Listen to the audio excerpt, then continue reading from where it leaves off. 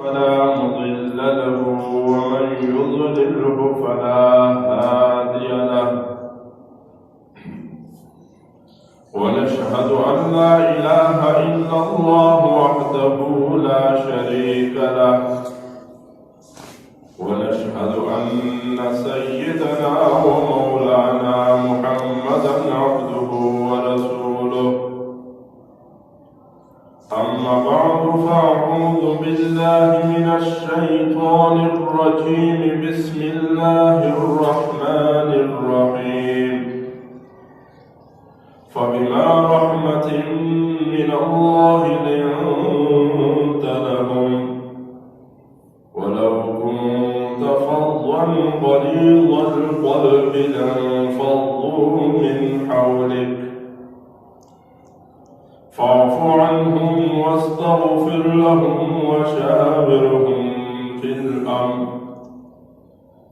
فإذا عزمت فتوكل على الله إن الله يحب المتوكلين صدق الله العظيم سبحانك لا علم لنا إلا ما علمتنا إنك أنت العليم الحكيم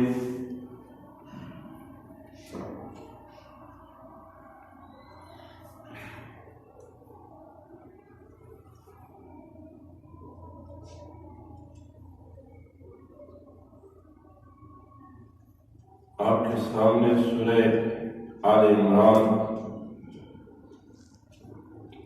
آیات نمبر 159 تلاوت کیا گیا۔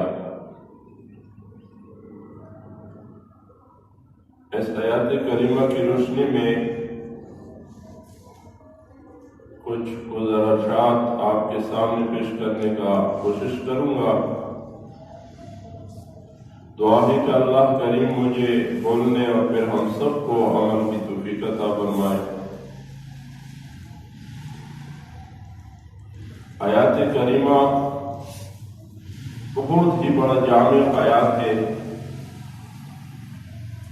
اس آیات میں اللہ رب العالمین نے زندگی کی کچھ اصول ارشاد فرمائے ہیں۔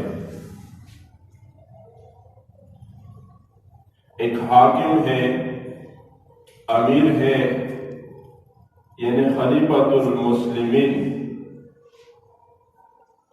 تو اس کے اندر کیسے اخلاق ہونے چاہیے، رعیہ کے ساتھ اس کو کس انداز کے ساتھ پیش آنا چاہیے، اور اسی طریقے سے آیات کریمہ میں بیان ہوگا کہ ایک مسلمان جب دعوت کے میدان میں ہے، دعوت اللہ بہت بڑی چیز ہے، تو دعوت اللہ کے میدان میں جانے کے لیے کیا اصول اور آداب ہے۔ ایک داعی کا ظاہر اور باطن، ایک داعی کا کردار اور اخلاق کیا ہونا چاہیے۔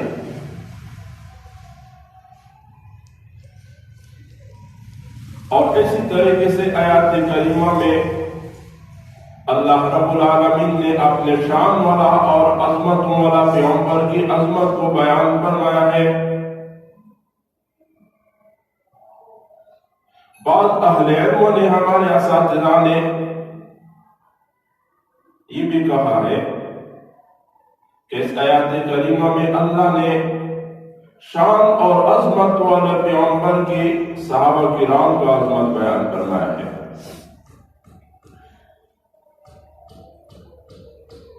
اللہ کریم نے اس آیات میں پیغمبر آخر زمان کی اخلاق کریمہ کا ذکر فرمایا ہے، اور یہ اس لیے کہ امت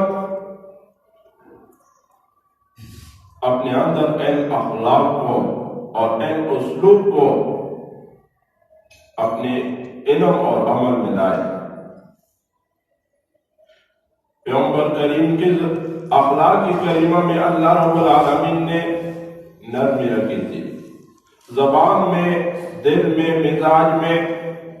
تو ایک مسلمان کے اندر یہ اسلوب اور یہ آداب ہونا چاہیے.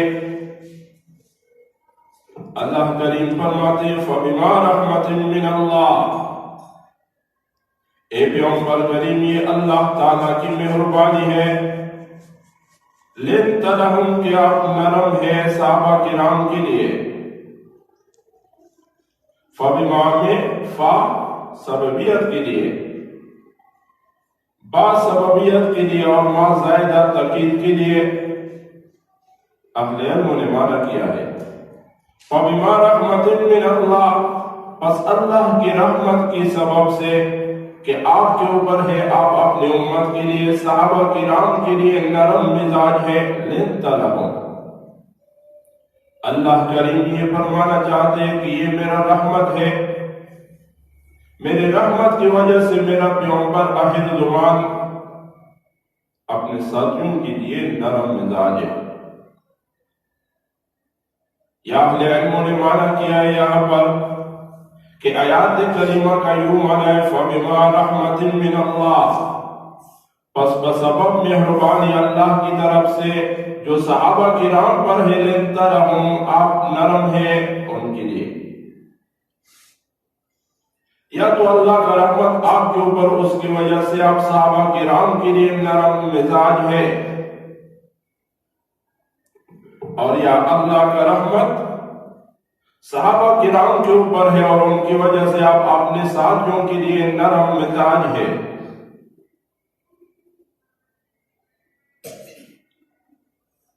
تو اس آیات میں اللہ نے اپنے پیغمبر کریم کے اخلاق کریمہ کو ذکر فرمایا. فرمایا وَلَوْ كُنْتَ فَظًّا غَلِيظَ الْقَلْبِ، وَلَوْ كُنْتَ فَظًّا، اور اگر آپ ہوتے سخت مزاج، سخت زبان والا ہوتے، غلیظ القلب اور سخت دل ہوتے، سنگ دل ہوتے، لَانفَضُّوا مِنْ حَوْلِكَ، تو وہ سب اڑ جاتے آپ کے پاس سے، آپ کے یہ ساتھی اور آپ کے یہ صحابہ آپ کے پاس سے منتشر ہو جاتے اور بھاگ جاتے. بعض اہل علم نے یہاں پر یہ قول ذکر کیا ہے کہ فَضًّا میں ظاہری سختی کی طرف اشارہ ہے کہ اے میرے حبیب آپ تو ظاہری بھی نرم مزاج ہے، اور غلیظ القلب میں باطنی سختی کی طرف اشارہ ہے کہ اے میرے شان والا پیغمبر آپ تو باطنی طور پر بھی نرم مزاج ہے، اخلاق میں، عادات میں، کردار میں. تو اللہ کریم نے اس آیات کریمہ میں پیغمبر کریم کے اخلاق کو ذکر فرمایا، اور یہ حقیقت ہے کہ اللہ رب العالمین نے اپنے شان والا پیغمبر کو بلند اخلاق پر منور فرمایا تھا. ام المومنین صدیقہ کائنات بنت صدیق اکبر حضرت عائشہ صدیقہ رضی اللہ تعالی عنہ، کسی نے پوچھا حضرت مسروق نے رحمہ اللہ کہ اما جان پیغمبر کریم کی اخلاقیات کا تو کچھ ذکر فرمائے. ام المومنین نے عرض کیا کہ کیا قرآن کریم نہیں پڑھا ہے؟ کان خلقہ القرآن، بس قرآن کو دیکھئے یہی پیغمبر کریم کی اخلاق تھی. دیکھو قرآن حکیم میں ایک طرف تو بیان ہے اوامر کا، اور دوسری طرف قرآن کریم میں ذکر ہے نواہی. جن چیزوں کو اختیار کرنے کا اللہ نے حکم دیا اور جن چیزوں پر عمل کرنے کا اللہ نے حکم دیا، پیغمبر کریم نے ان اوامر کو پورا کیا. یہ آپ کے اخلاق. قرآن حکیم نے جن چیزوں سے منع کیا آپ ان چیزوں سے منع رہے، یہ آپ کے اخلاق. قرآن حکیم نے جہاں آپ کو چلنے کو کہا آپ چل پڑے. قرآن حکیم نے جس طرح جاگنے کو اور سونے کو کہا، جس طرح کھانے اور پینے کو کہا، قرآن حکیم نے جس طرح زندگی گزارنے کا حکم دیا، شادی اور غمی، پیغمبر کریم نے قرآن کریم کی تعلیمات میں اپنے آپ کو رانگا. یہی آپ کے اخلاق. یہی وجہ ہے کہ قرآن حکیم نے پیغمبر کریم کے اخلاق کا ذکر کیا ہے اور جگہ جگہ پر کیا ہے.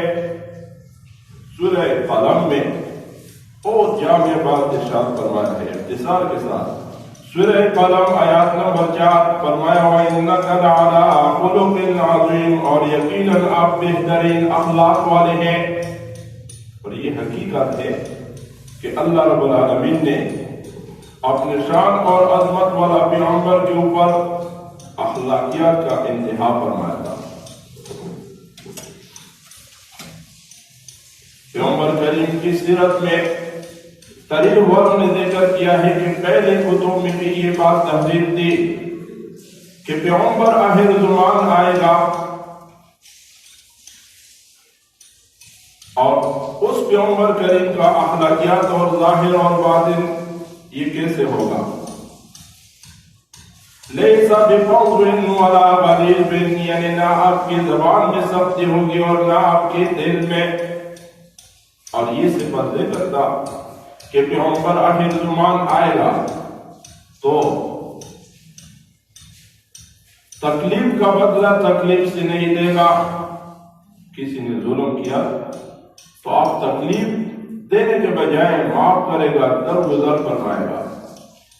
اور اس کا ایک زندہ جاوید مثال کیا ہے فتح مکہ. مشرکین مکہ نے جن لوگوں نے پیغمبر کریم کو امین اور صادق کے القاب دیے تھے، لیکن جب پیغمبر کریم نے مشن رسالت کا آغاز کیا، مسئلہ توحید بیان کیا، تو پھر آپ نے بھی بگانے اور اسی موقع پر کسی نے پتھر پہن کے، کسی نے دھوپ پہن کے اور کسی نے گالیاں دیے، اپنے بھی بگانا ہو گئے اور ظلم اور ستم کا ایک نہ ختم ہونے والا سلسلہ شروع ہوا. آپ کو شبی ابی طالب پہ نظر بند کیا گیا اور آپ کے اوپر عرصہ حیات بند کیا گیا، آپ کے ساتھیوں کو ستایا گیا، شہید کیا گیا، یہاں تک کہ آپ ہجرت پر مجبور ہوئے. اللہ نے حکم دیا اپنے وطن کو چھوڑ کر مدینہ منورہ ہجرت فرمائے. لیکن جب مکہ فتح ہوا تو شان والا پیغمبر نے، عظمتوں والے پیغمبر نے اعلان کیا کہ الیوم یوم المرحبا، آج کا دن تو سینے سے لگانے والا دن ہے. الیوم یوم الوفا، اور آج کا دن نیکی اور وفا کا دن ہے. سب کو معاف کیا. یہ پیغمبر کریم کی اخلاقیات یہ کتب سابقہ میں ذکر تھی کہ پیغمبر آخر زمان آئے گا اور وہ بازاروں میں شور اور غل بلند نہیں کرے گا. تو اس آیات کریمہ میں اللہ رب العالمین نے اپنے شان والا پیغمبر کی عظمت کو بیان فرمایا. وَلَوْ كُنْتَ فَظًّا غَلِيظَ الْقَلْبِ، اور اگر آپ سخت مزاج، سخت زبان اور سخت دل ہوتے، لَانفَضُّوا مِنْ حَوْلِكَ، تو یہ لوگ آپ کے پاس سے بھاگ جاتے، صحابہ کرام پھر آپ کے پاس نہ رہتے. لیکن سیرت کو دیکھو، صحابہ کرام جان کی قربانی اور مالی قربانی، اولاد کو قربان کرنا یہ ان کے لیے آسان تھا، لیکن پیغمبر کریم کی صحبت سے دوری اختیار کرنا یہ ان کے لیے مشکل تھا. آپ پر مت بیٹھنے والے تھے.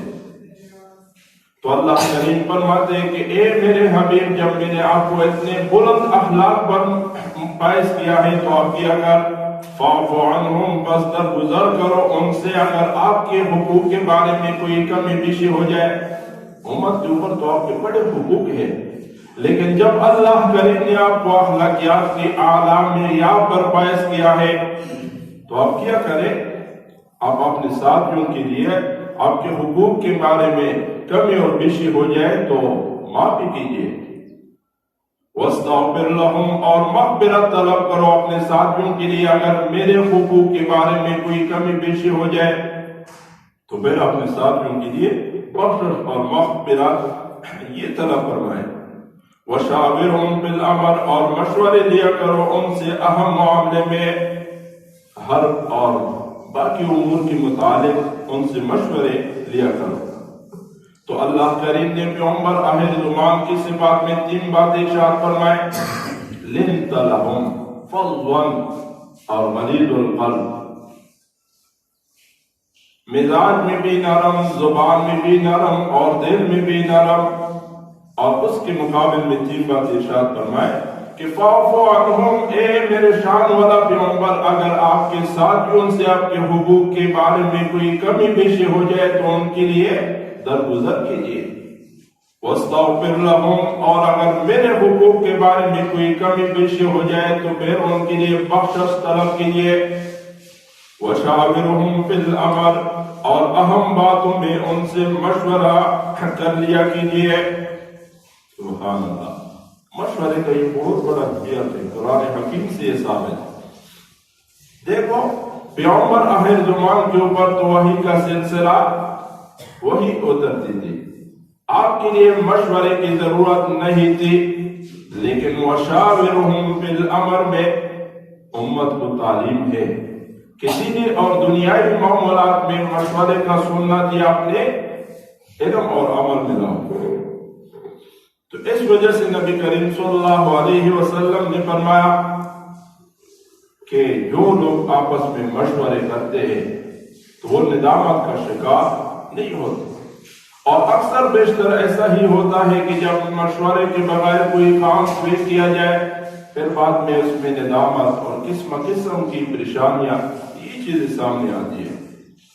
تو اہل علموں نے دیکھا ہے کہ مشورے یہ صلحاء اور علماء سے لیا کرو، نیک لوگوں کے پاس آؤ، فساق اور فجار ہے، ان کے دلوں میں حرص ہے، حسد ہے، بغض ہے، تو وہ غلط مشورے دیں گے، اس لیے اہل علموں کی قدموں میں آؤ اور ان سے مشورے لیا کرو۔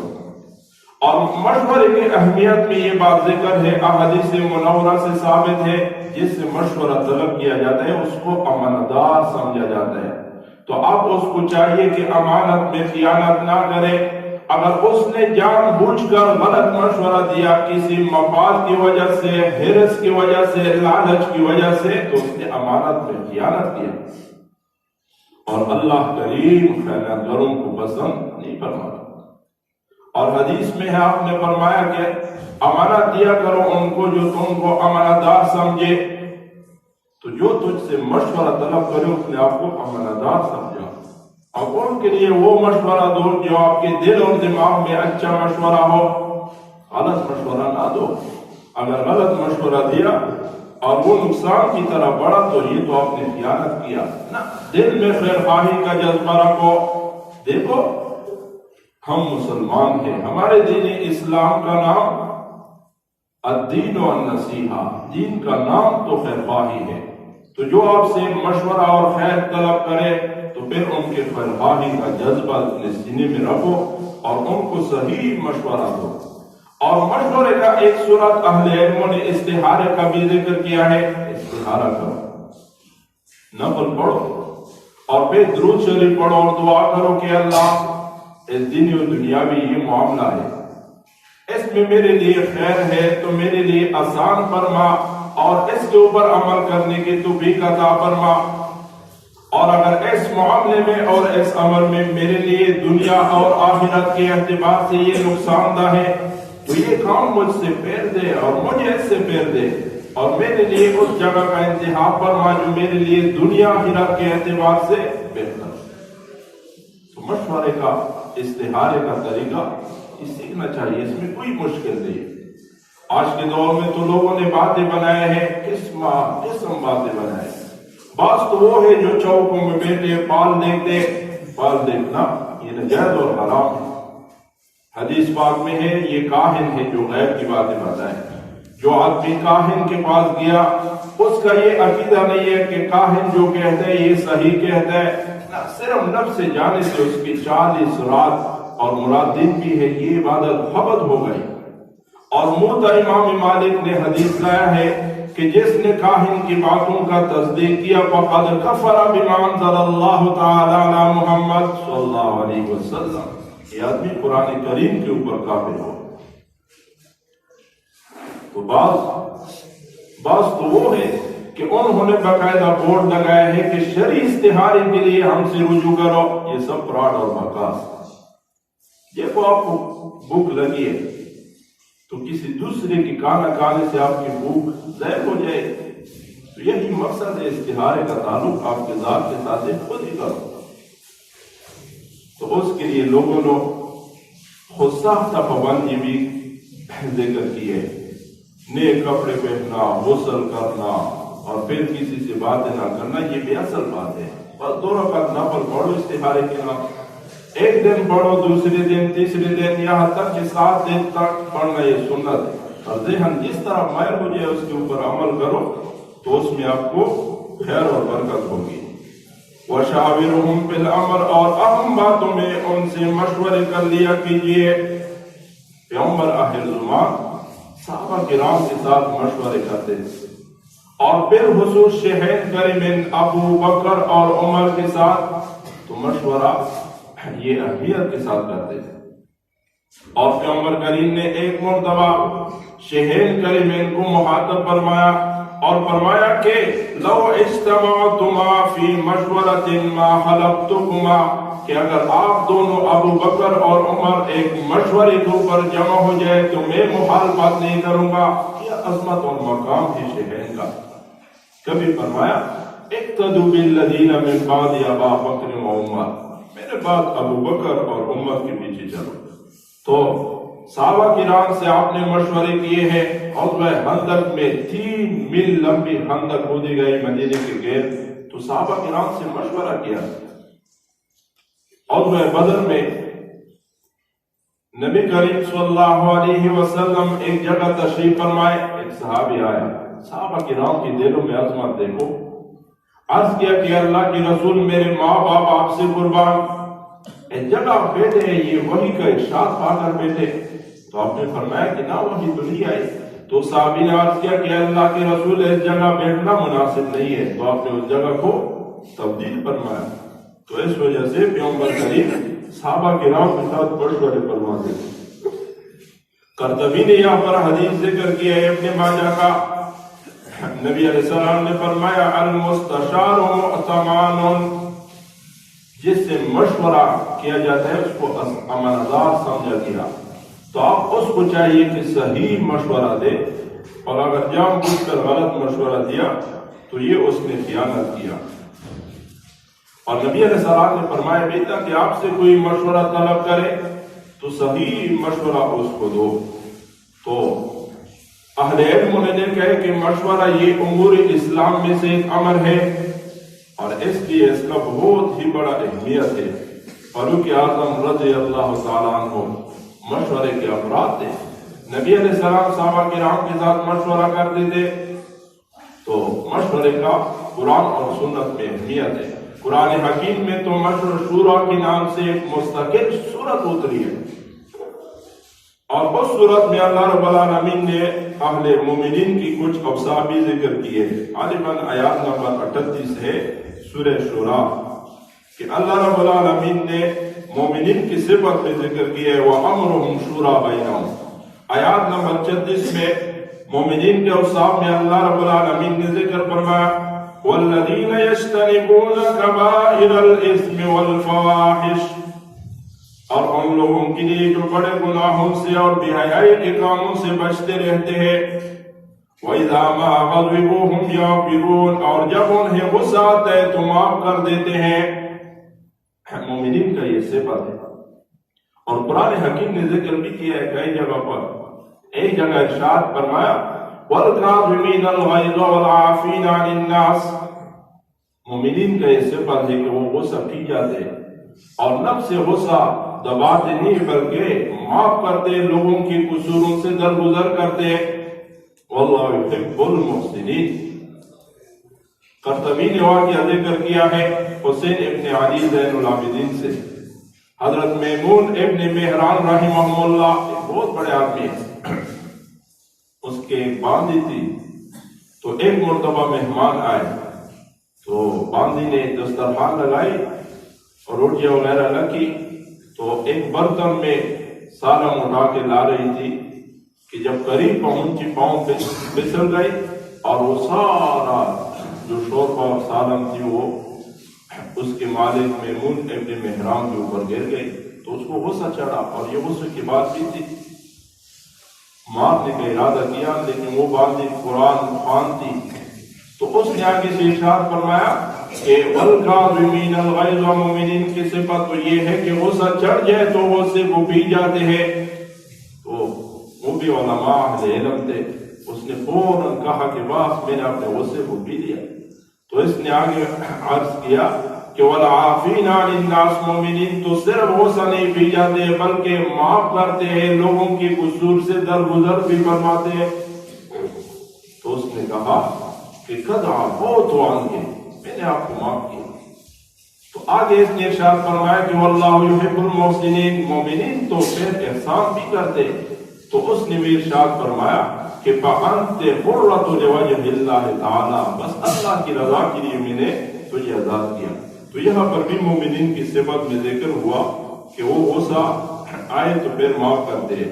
والذین استجابوا لربہم، اور ان لوگوں کے لیے جو اپنے رب کا حکم مانتے ہیں، وَأَقَامُوا الصَّلَاةَ، نماز قائم کرتے ہیں، وَأَمْرُهُمْ شُورَىٰ بَيْنَهُمْ، اور ان کا ہر کام آپس کے مشورے سے طے ہوتا ہے۔ تو یہ مومنین کا صفت ہے کہ آپس میں مشورے سے ان کے افعال طے ہوتے ہیں۔ تو اس وجہ سے اہل علموں نے مشورے کا اہمیت ذکر کیا ہے۔ قرطبی نے اس آیات کریمہ کے تحت مشورے پر بہت بڑا زور دیا ہے، اور یہاں تک ذکر کیا ہے کہ دیکھو یہ شورا، مشورہ یہ قواعد شرعیہ میں سے ہے، اور پھر مشورے کی اہمیت ذکر کیا ہے کہ ایک حاکم ہے، اس کے اوپر لازم ہے کہ وہ علماء کی طرف آئے اور ان سے دینی امور میں مشورے طلب کرے۔ اور دیکھو حاکم اسلامی خلیفہ، یہ سوچ ذرا نکالو، کوئی بول رہے اسلامی خلیفہ ایک تو بہت ہی نظام سے آئے جمہوری، یہ مراد نہیں ہے، بلکہ اسلامی خلیفہ جو خلافت کے تخت آئے تو اس کا بہت بڑا مقام ہے۔ حدیث پاک میں آپ نے فرمایا کہ اگر آپ کے اوپر ایک حبشی غلام مقرر کیا جائے تو اس کا بھی تابعداری کرو، اور حدیث میں آپ نے فرمایا من رأى من امیر شیئا فکرہہ فلیصبر، امیر سے خلیفہ سے کوئی ایسی بات اور کام دیکھ لی جو جس کو آپ برا سمجھتے تو بس صبر کرو، بغاوت نہ کرو، مسلمانوں کا جماعت تس نس نہ کرو، بلکہ تنظیم اور اتحاد اتفاق کا اتحاد کی طرف بڑھو، چھوٹے چھوٹے گروہ میں تقسیم نہ ہو جاؤ۔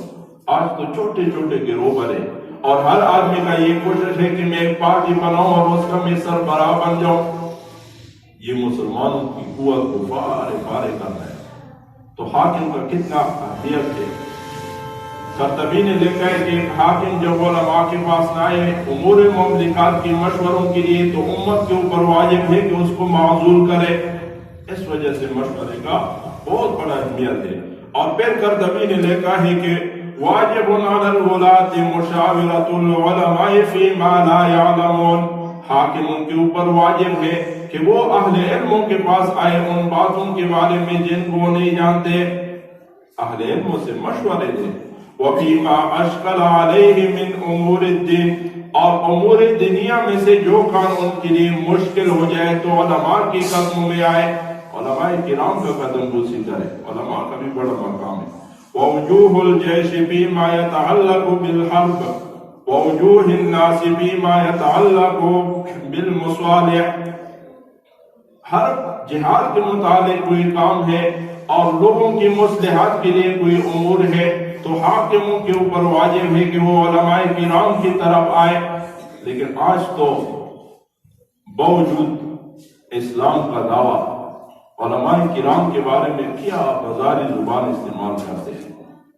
مولانا منظور مینگل ایک علمی شخص ہے اور علماء اس کا مقام جانتے ہیں کہ لاکھوں علماء بھی علمی میدان میں اس کا ہمپلا نہیں ہو سکتے۔ بس لوگوں کی ایک انفرادی بات ہوتی ہے تو پھر اس کو لے کر اس کے اوپر اس انداز سے تنقید کرنا جو لوگ کرتے ہیں تو یقیناً یہ آپ نے آخرت کو برباد کرنا ہے۔ تو زر و کاردر پر زرگروی، اہل علم جانتے ہیں کہ اس آدمی کے پاس جو علم ہے قرآن اور سنت کا اور اس کے اندر جو الہیت اور تقوی ہے اور علمی میدان میں اس کا جو مقام ہے اور دین اور اسلام کے جو اغیار اور دشمن ہے ان کے اوپر اس کا پلہ جتنا بھاری ہے یہ علماء جانتے ہیں۔ تو عوام کا کیا کام ہے کہ وہ علماء کی خلاف زبان استعمال کرے۔ اور یہ یاد رکھو عبداللہ ابن مبارک کا قول ہے کہ علماء کے خلاف جو بازاری زبان استعمال کرتے ہیں ان لوگوں کا خاتمہ ایمان پر نہیں ہوگا۔ تو اپنے ایمان کی بقا مد نظر رکھ کر علماء کے پیچھے چلو۔ تو اس آیات کریمہ میں مشورے کا یہ اہمیت اہل علم نے ذکر کیا ہے، اور قرطبی نے ذکر کیا ہے کہ ما ندم من استشارہ، وہ آدمی کبھی بھی ندامت کا شکار نہیں ہوا ہے کہ جس نے مشورے سے کام کیا ہے۔ تو اس وجہ سے مشورے کا بہت بڑا اہمیت ہے، اور جو شخص مشورہ نہیں کرتا بلکہ اپنے رائے پر تعجب کرتے ہیں، غرور کرتے ہیں، تو وہ صحیح راستے سے ہمیشہ کے لیے دور ہوتا ہے۔ تو اس لیے مشورے کا بہت بڑا اہمیت ہے۔ اور دیکھو خلافت بہت بڑا اہم منصب ہے، لیکن حضرت فاروق اعظم رضی اللہ تعالی عنہ کی سیرت کی طرف آؤ۔ جب آپ کے اوپر پے در پے وار کیے گئے مسلسل اور حر میں نہلایا گیا، مسجد نبی کا ممبر اور محراب ہے، تو فاروق اعظم نے کہتے ہوئے عبد الرحمن ابن عوف کو مصلی امامت پر کھڑا کیا، اور آپ بے ہوش ہو گئے۔ جب ہوش میں آئے تو پہلی بات تو یہ ارشاد فرمائی کہ پتہ نہیں میرے ساتھ کیا معاملہ ہوگا۔ وہ فاروق، وہ عمر کہ جس کو پیغمبر زمان نے زبان نبوت سے جنت کا بشارت دیا، اور وہ عمر کہ جس کو پیغمبر کریم نے اللہ سے مانگ کر دیا، اور اس دین کا نام اور اہل علموں نے لکھا ہے ایک نام عمر ہے، عمر کے ہاتھ تو یہ دین بڑا ہے، اور اس عمر کی صلاحیت ان کو دے گا، ایمان اور تقوی کو دے گا۔ پیغمبر کریم نے اعلان کیا کہ میں آخری پیغمبر ہوں، میرے بعد کوئی نبی نہیں آئے گا، ہاں اگر میرے بعد کوئی نبی بن کے آتا تو وہ عمر بن خطاب ہوتا، لیکن میں آخری نبی ہوں۔ وہ عمر اتنا پریشان ہے۔ آج ہم اور آپ سوچے کہ ہم نے بھی مرنے کے بعد قبروں میں اترنا ہے، ہمارے ساتھ کیا معاملہ ہو۔ حضرت عمر بے ہوش ہو گئے، پھر ہوش میں آئے تو 6 رکنی کمیٹی تشکیل دیا اور خلافت کا منصب ان کے سپرد کیا کہ مشورے سے ایک امیر متعین کرو۔ تو پھر سب کا اتفاق ہوا عثمان ابن عفان پر رضی اللہ تعالیٰ عنہ۔ تو اس لیے مشورہ یہ بہت اہمیت کا چیز ہے، اور سفیان ثوری کا قول قرطبی نے یہاں پر ذکر کیا ہے کہ مشورہ کن سے کرو؟ اہل التقوی والصلحاء ومن یخشی اللہ تعالی، علماء صلحاء اللہ سے ڈرنے والے، ان کے پاس آؤ اور ان سے مشورے طلب کرو۔ اس لیے مشورے کا بہت بڑا اہمیت ہے۔ وشاورهم فی الامر، اور مشورے لیا کرو ان سے اہم معاملے میں۔ فَإِذَا عَزَمْتَ فَتَوَكَّلْ عَلَى اللَّهِ، پھر جب آپ کسی بات کا پختہ ارادہ کر چکے فَتَوَكَّلْ عَلَى اللَّهِ، تو اللہ پر بھروسہ کرے، یعنی ایک کام کے بارے میں تم مشورہ کرو اور مشورے سے کام طے ہوا پھر اس کو اللہ کے سپرد کرو، بس جو تقدیر میں منظور ہو جو آیا اس کے اوپر صبر کرو۔ ان اللہ یحب المتوکلین، یقیناً اللہ تعالیٰ توکل کرنے والوں کو محبوب رکھتا ہے جو متحت الاسباب توکل کرتے، جائز اسباب اختیار کرے اور پھر توکل کرے، تو ایسے لوگوں کو اللہ کریم محبوب رکھتا ہے۔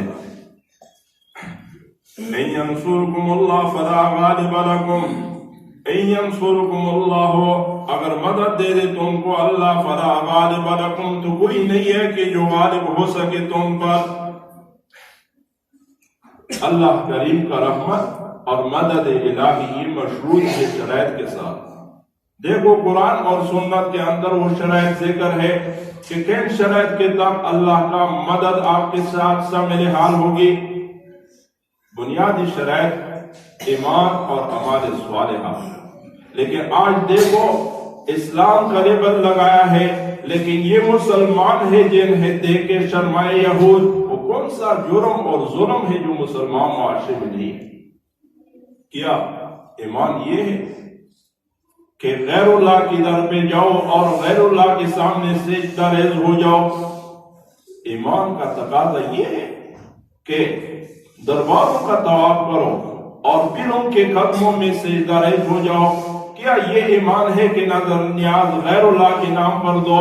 کیا ایمان یہ ہے کہ اللہ کے خدائی سے بات حاجت روا، مشکل کشا، عالم الغیب، بگڑی بنانے والا، مختار کل، یہ غیر اللہ کے نام سپرد کرو؟ نہ یہ ایمان نہیں ہے۔ حقیقی ایمان ہو تو پھر اللہ کی مدد شامل حال ہوگی۔ اور اسی طریقے سے اعمال صالح پیغمبر کریم کی سنت کے مطابق، پیغمبر کریم کی سنت، قرآن اور سنت، یہ نہج اور یہ طریقہ اور قانون ہے ہمارے پاس۔ ہم جو بھی علم اور عمل کریں اس کا ثبوت قرآن اور سنت سے ضروری ہے۔ تو ایک چیز میں جب قرآن اور سنت سے ثبوت نہیں ہے تو پھر اس چیز کو دین کا حصہ بنانا یہ بغاوت ہے۔ آج دیکھو لوگوں نے ہزاروں بدعات ایجاد کی ہے، اور حدیث میں آپ نے کیا فرمایا تھا اب اللہ ان یقبل عمل صاحب بدعت حتی یدع بدعتہ، اللہ کریم انکار کرتا ہے کہ کسی بدعتی کا کوئی عمل قبول کرے اور یہاں تک کہ وہ بدعت سے توبہ کرے۔ اور حدیث میں ہے اللہ کریم لعنت فرماتے ہیں مبتدع پر اور ان لوگوں پر جو مبتدع کو جگہ دے اور اس کا سپورٹ کرے اور ان کے پیروکار بنے۔ تو بنیادی شرائط ایمان اور اعمال، جب یہ حقیقی ایمان اور عمل بن جائے تو اللہ کریم کا رحمت شامل حال ہوگا۔